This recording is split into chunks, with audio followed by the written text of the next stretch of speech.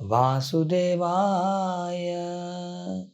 Om Namo Bhagavate Vasudevaya. Om Namo Bhagavate Vasudevaya.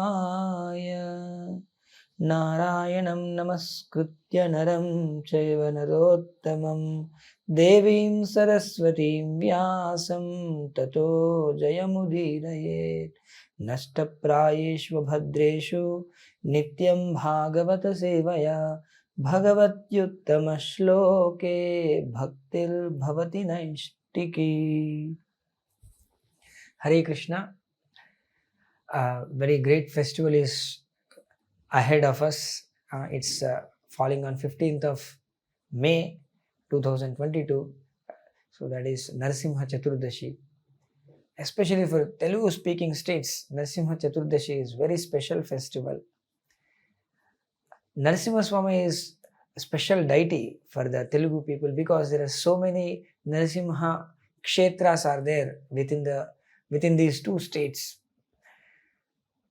If you take Hyderabad, near Hyderabad there is Yadagiri Gutta, and near Guntur there is Mangalagiri, near Vishakhapatnam there is Simhachala Narasimha Swami, Varaha Narasimha, in Kurnool district Ahobila Narasimha. Like that, if you go to Karimnagar, Dharmapuri Narasimha, Nizamabad district, Limbadri Narasimha, like that, Narasimha's temples are there around these two states, Telangana and Andhra. And all the people worship Narasimha Swami. And if you take at least 50-60 years back, Narasimha Shatakam was taught in the schools. Almost all the children used to learn 100 poems glorifying Narasimha Swami. Bhushana Vikasa Sri Dharma Puranivasa Dushta Samhara Narasimha Durita Dura. This Narasimha Shatakam people used to sing. So, but unfortunately in many other states actually Narasimha Chaturdashi is not so popular. But in Andhra it is popular. At least we used to celebrate this festival since our childhood.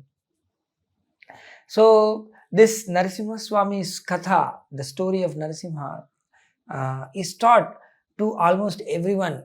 All the children were taught this story. Children in Andhra will know about Prahlad and Narasimha Dev. So, this particular story comes in Srimad Bhagavatam in 7th canto. There, Parikshit Maharaj asks a question. Lord appears to be like very partial towards the demigods, towards the devatas, like a common man. Generally, we are all partial to demigods. So, like that, is Lord also partial to the demigods? Like that, this question, this verse comes, the first verse of the 7th canto. Sri Raja Uvaja Samah Priya Suhrud Brahman Bhutanam Bhagavan Swayam Indrasyarthe Katam Daitya Navadi Dvishamo Yatha. King Parikshit inquired, my dear Brahmana, the Supreme Personality of Godhead, Vishnu, being everyone's well-wisher, is equal and extremely dear to everyone. How then did he become partial like common man for the sake of Indra and thus kill Indra's enemies?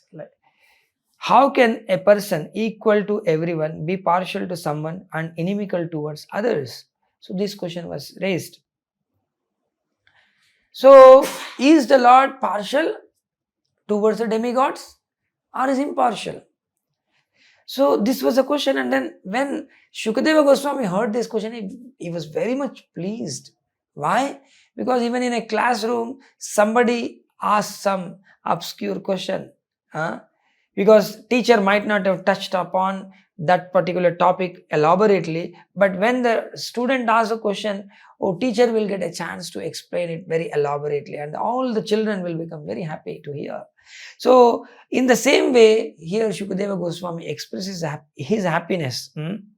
Sri Rishiruvacha Sadhu Prishtam Maharaja Haris Charitam Adbhutam. The Haris Charitam, the stories of the Lord are very, very great, Adbhutam. And you have raised such question connecting to the Supreme Lord. That is very, very nice. Yad Bhagavata Mahatmyam Bhagavad Bhakti Vardhanam. Because when the stories of the Lord means that is Srimad Bhagavatam. That Bhagavatam has got special quality, it's the glories of Bhagavatam is it enhances the bhakti in the people's hearts. Yad Bhagavata Mahatmyam Bhagavad Bhakti Varditam. And then Giyate Paramam Punyam Rishibir Naradadibihi Natva Krishnaya Munaye Katayishye Hare Katham. So therefore the sages like Narada Muni, they always sing this Srimad Bhagavatam. So and they all take pleasure in reciting Srimad Bhagavatam. So and then Shukadeva Goswami says that in the past also the similar question being raised by Yudhishthira Maharaj about the Lord. Like when Yudhishthira Maharaj was performing Rajasuya sacrifice, there Krishna was seated on the highest platform. He was worshipped as a most important person there. Everybody agreed for Krishna's worship, but one person came in between and then he started blaspheming Krishna, and Krishna waited for 100 blasphemous words. And once that 100 number was over, then Krishna released his Sudarshana Chakra and beheaded that demon, whose name was Shishupal. He was a king of Cheda. So this Shishupal was killed, he was beheaded. The Atma, the soul from Shishupal, delivered from his body, and then in front of all the people, all the sages, all the kings, that Atma entered into Krishna. That means he has attained the Sayujya Mukti. And then that has disturbed Yudhishthira Maharaj, and Yudhishthira Maharaj expresses in front of Narada Muni that just like if there is a wind on a flame, then flame gets disturbed. Similarly, Yudhishthira Maharaj felt that his intelligence is disturbed because the Shishupal has blasphemed Krishna. He was so sinful person. In spite of being so sinful, he was given liberation. In the past, there were actually in olden days, sinful kings used to be very rare. In Bhagavatam, when we go through Bhagavatam, one King Vena's name comes. He was very atheistic, very sinful, very tormenting people. And then all the Brahmanas gets frustrated with him, King Vena. And then Brahmanas just curses him. All of them come together and then they utter a curse that this king should die. And then king immediately dies. Okay. So, and this king was not awarded any Swargaloka, heavenly planet, or any liberation, So, but whereas here Shishupal was given liberation, what is the speciality of this? Then Narada Muni says that anybody who is completely absorbed with the Lord, who is always thinking about the Lord, they will be qualified to get liberation. If we take the gopis, they always used to think of Krishna in the lusty mood. They all wanted Krishna as their husband or paramour. Similarly, Kamsa was always thinking of Krishna in fear. Gopya Kamat Bhayat Kamso. And then Dveshat Chaidyadayon Rupaha. So this Shishupal has envied Krishna so much.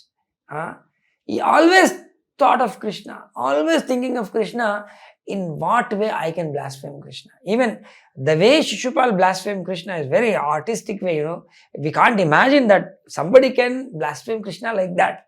So to be able to blaspheme, he should think of Krishna all the time. So similarly, with affectionate relationship, all the Yadavas, they were always thinking of Krishna, and with a loving relationship, with a friendly relationship, the Pandavas, Narada Muni says, you people have thought of Krishna always. That's why they all got Krishna. Similarly, all the devotees, they think of Krishna by doing devotional service unto Krishna, by chanting the holy names, by singing the bhajans, by worshipping the Lord. We think of Krishna, and that way the devotees also get liberated from this world. So here, in the case of Shishupal, he has envied Krishna. And then, who is the Shishupal? Actually, the Shishupal is none other than Jaya and Vijaya in his previous life. He was a doorkeeper in the Vaikuntha Loka.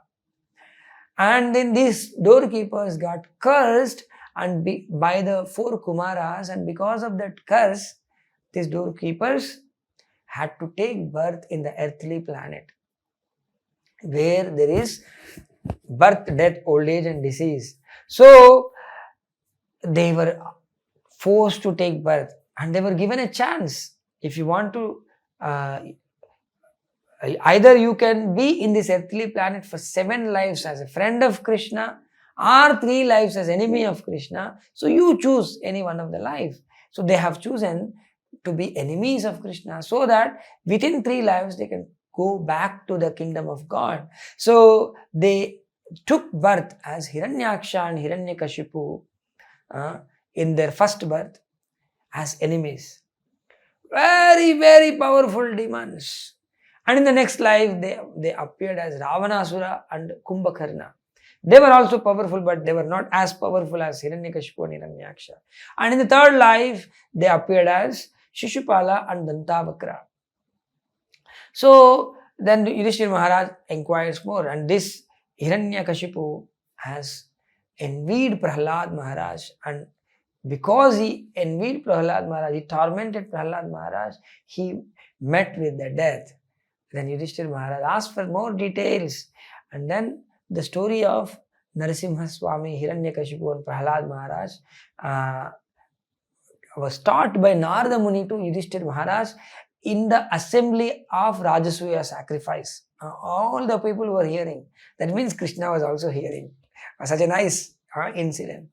And when the stories were taught by the rishis, everybody takes that as the truth. They don't take it as a mythology, because they were the direct witnesses for these stories. They were personally present when this story was taking place.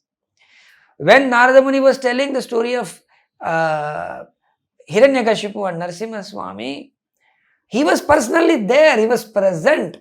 So what else witness we require? So when we also hear the story of Narasimha Swami and Prahlad, Hiranyakashipu, we should take it as, on the strength of Narada Muni's words, on the strength of Srimad Bhagavatam, on the authority of Bhagavatam. So this Jaya Vijaya, when they were cursed, they appeared as Hiranyaksha and Hiranyakashipu, and then these two were so powerful demons from their birth. They can do anything, nobody could harm them. Hiranyaksha practically deorbited the earth. He threw away the earth in a dirty place. And then he was going and conquering different places. And then Mother Earth prayed. And the Vedas were stolen. Then Lord had to appear as Varahadev. And then he on his tusk, he places the Mother Earth. And then again, he puts the earth in the orbit. And then he goes to fight Hiranyaksha. And very easily, he destroys Hiranyaksha. Hiranyaksha gets killed. And when Hiranyaksha was killed, his elder brother Hiranyakashipu was very angry. This Vishnu, I must kill this Vishnu. He will have the single pointed agenda that I want to kill Vishnu. Where is Vishnu? Where is Vishnu? He searches everywhere, but he misses out. Vishnu is there within his heart, but he can't see. He goes into Vaikuntha also. There also he doesn't find Vishnu, unfortunately. So, to be able to see Vishnu, one's eyes should be anointed with love for the Lord. Then Lord can be seen. Otherwise, one cannot see the Lord. So even though he searched for Vishnu everywhere, he couldn't find. And then he feels like, one day I have to kill this Vishnu. So for that, I must be so powerful. so that I will be able to face Vishnu and kill him. Thinking that he will go for the meditation in the near Mandara mountain. So there he sits and do meditation for so long time. How was he meditating? He was practically standing on the toes. He was erecting his body up into the sky. He was just stretching his hands and looking into the sky, all the while stretching his hands and standing on the toes. If we try to stand like that, we can't even stand for maybe 1/4 of a minute. We will just lose our balance. But he was standing like that for 100 celestial years. So long duration. He was standing like that, and then he was doing meditation on Lord Brahma.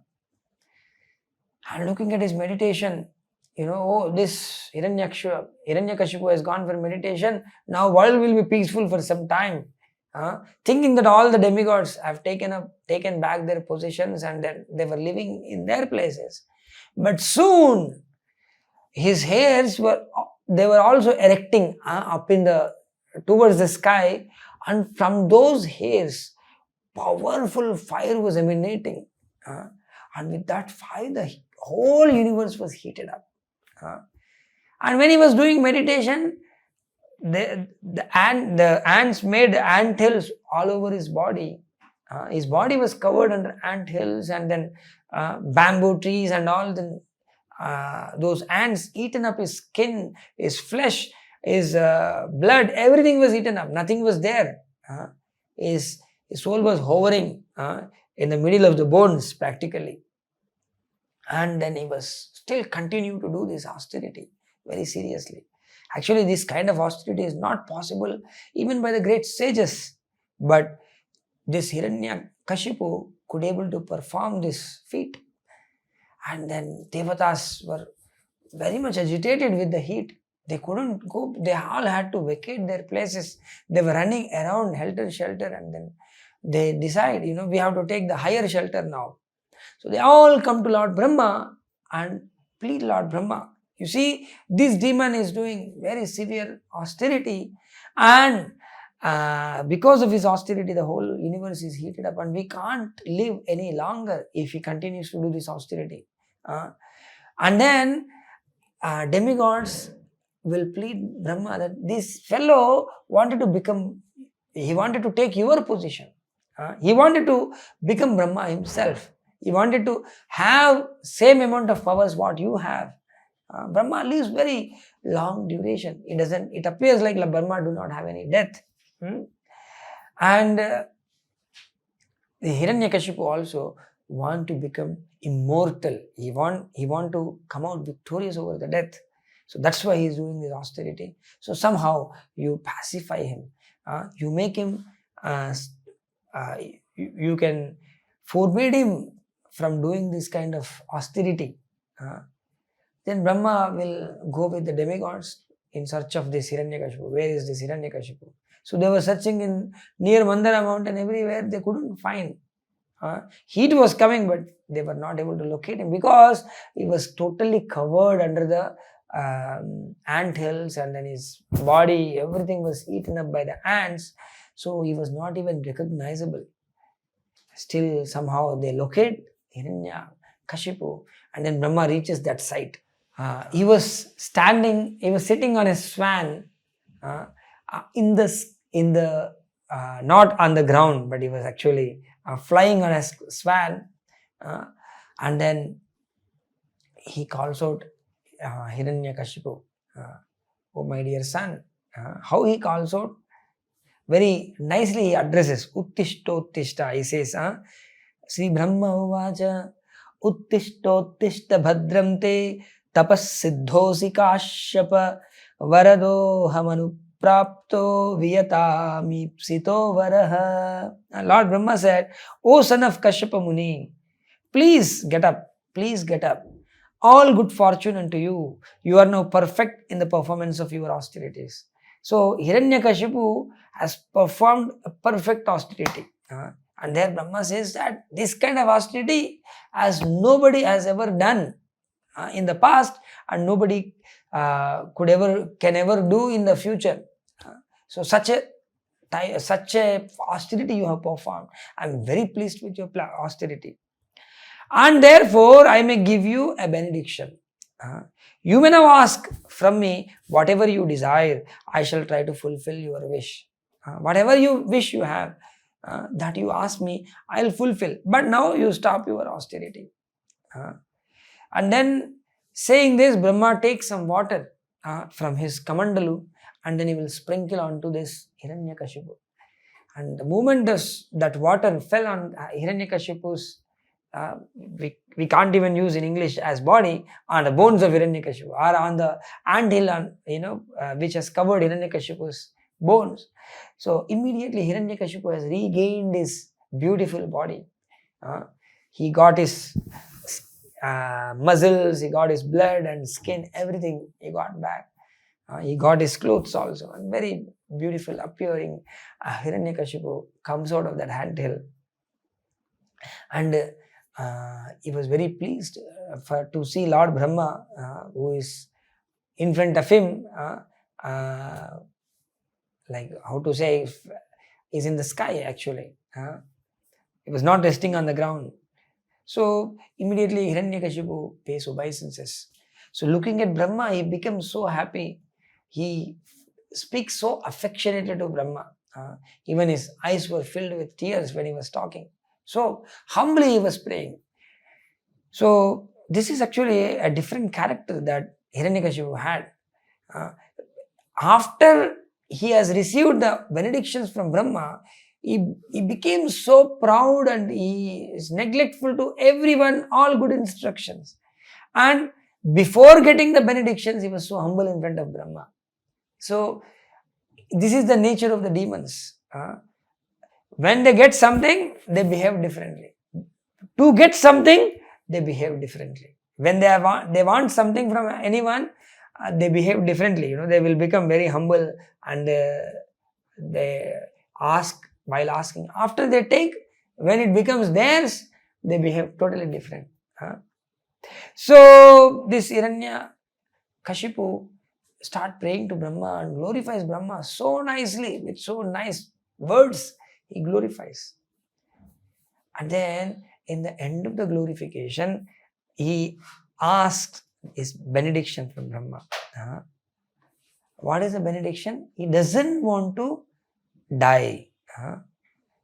Yadi dasyasya vimatan varan me varadottama bhutebhyastvadvisruštebhyo mrutyurma bhun mama prabho. I don't want to die. I don't want to be killed by anyone. So he understands that Brahma cannot make me completely deathless, but I should put some conditions by which I will never die. What are the conditions? How he asks his benediction. You see this. These verses say, very nicely explained. Nantar bahir divanaktam manyasyadapi chayudhai na bhumau nambare mrutyur narair namrugairapi. Grant me that I not die within any residence or outside any residence. Neither inside nor outside. During the daytime or at night. Nor on the ground nor on the sky. Grant me that my death not be brought by any being other than those created by you, nor by any weapon, nor by any human being or animal. Means he cannot be killed by anyone created by Brahma. He cannot be killed inside nor outside, neither in the day nor in the night, neither in the light nor in the dark. Like that, neither by any kind of weapon. He further asks, Vasubhir Vasu Madbhirva Surasura Mahoragaihi Apratidvanvatam Yuddhe Aikapatyam cha dehinam Sarvesham Lokapalanam Mahimanam Yathatmana tapo yoga prabhavanam yannarishyati karihichet. Grant me that I not meet death from any entity, living or non-living. Like anything you take, this mobile is a non-living. My hand is a living, right? So neither living, non-living. If somebody throws a weapon, the weapon will be non-living. The person who is throwing is a living. But neither of this should cause death for him. Grant me further that I not be killed by any demigod or demon or by any great snake from the lower planets. Since no one can kill you in the battlefield, you have no competitor. So, because he was not able to kill by anyone, he didn't have any competition. So, he asked for the sole lordship over all 3 planetary systems. He wants all Ashtasiddhis, 8 Siddhis he wanted. Like that, he will ask so many boons with which he could not be defeated by anyone. He could not be killed by anyone. So when he got these benedictions, he became so proud. He started tormenting all the citizens in all 3 planetary systems. All the demigods were thrown away from their places. They all were made his servants. Everything was controlled by him. So the demigods practically, they became his servants. Everyone had to glorify him. Narada Muni says, except Brahma, Vishnu and Shiva, he also has glorified. All the demigods have glorified. So that's how he was controlling everyone. Even Mother Earth became servant of him. Whatever he asked, Mother Earth would produce. Whatever he asked, the ocean will give him. All the jewels and precious stones, diamonds, pearls and whatever he wanted. The ocean was practically throwing it onto the shore, whatever Hiranyakashipu asked. So, whoever perform any sacrifice, normally the sacrifice share will be given to the different demigods like Indra, Chandra, Varuna, Vayu, Agni. But all the share, he would take it for himself. He would not give it to anyone. So, taking all this, he has become so powerful. And with that power, he was so much intoxicated. He became completely blind because of that power. He was always drinking alcohol, different types of very strong wines. He was enjoying drinking wines, and he was in an intoxicated state, enjoying in that intoxicated state, and his eyes used to be always red because he was always drinking, and he was so harsh to the people, and then with gaining all this also, Narada Muni says he was not satisfied. That's what we learn. Material things will never make anybody satisfied. So instead of becoming Swami of the senses, master of the senses, he became a servant to his senses. So because he can enjoy everything of this world, so whatever he sees, whatever he smells, whatever he wants, he was just taking and enjoying. But still he didn't become happy. And he was tormenting the demigods, and all the demigods went to Lord Vishnu. Earlier we went to Brahma, but problem didn't get solved. So let us all go to Vishnu. Maybe Vishnu will have some solution. Because demigods also knew like what kind of boons and benedictions he had. So they took Vishnu as ultimate shelter, ultimate resort.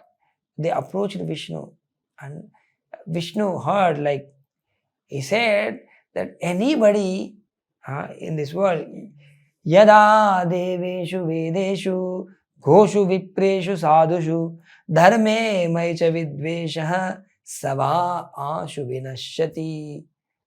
Anybody who harms Vedas, Devas, cows, cows, and then Brahmanas and saintly people, and the Dharma.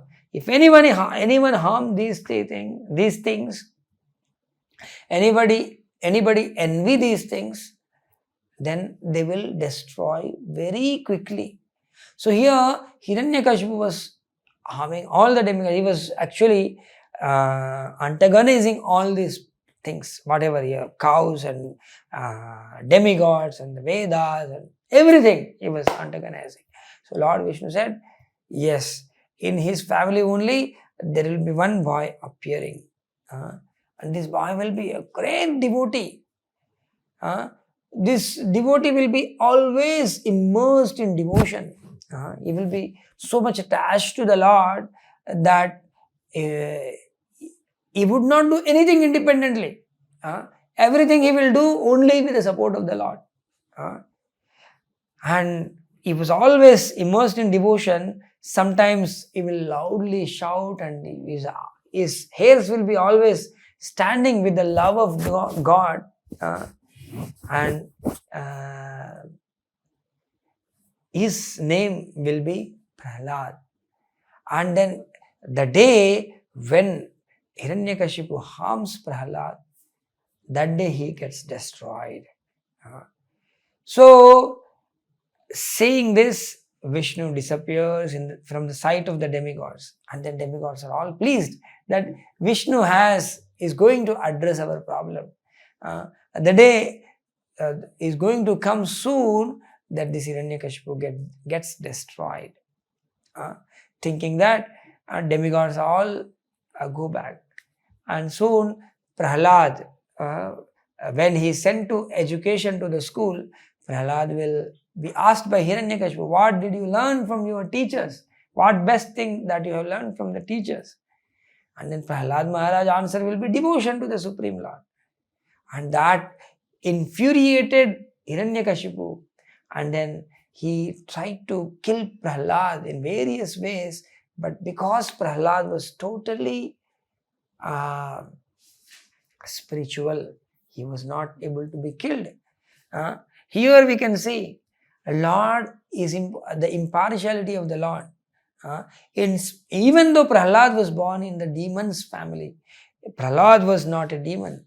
He was loved by the Lord. He was so affectionate to Prahlad. So Prahlad will not envy demons or demigods, but he will be always on the side of the righteousness. So Prahlad was in a righteous consciousness.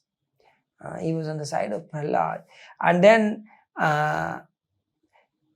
later when Hiranyakashipu tried to kill Prahlad, he loudly shouts at Prahlad.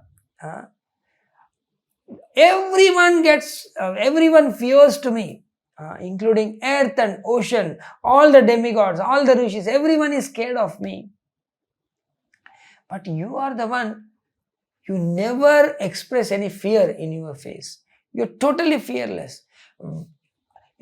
With what support, with what strength you are so fearless?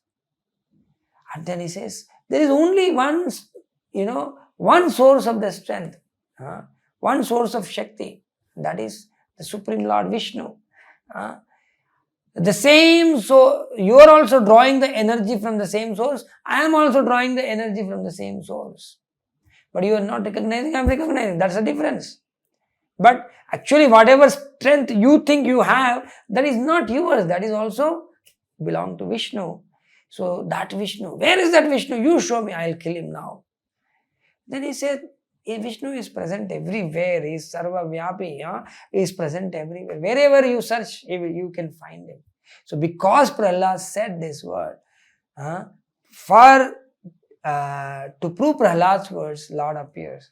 Then Hiranyakashipu asks, will he be in this pillar? Yes, he will be in this pillar also. Immediately, Hiranyakashipu takes a club and then destroys the pillar. He will hit that pillar is broken, and from that broken pillar, Lord Narasimha appears. And you all know the story. Narasimha kills Hiranyakashipu in very, very spectacular way, nullifying all the boons given by Brahmadev. Nobody could imagine, nobody could think how Lord comes in the form of Narasimhadev and kill Hiranyakashipu. So this wonderful story, we can hear more details later in other lectures, but there Lord expresses how he is impartial. He will not say, oh, this person is born in demon's family, so I don't shower my mercy on him. So Lord is equal to everyone. Whichever class, whichever country, whichever caste or religion we are born, Lord is equal to everyone. When we do devotion, we can all become his devotees and we can all receive his blessings. Thank you very much. Hare Krishna.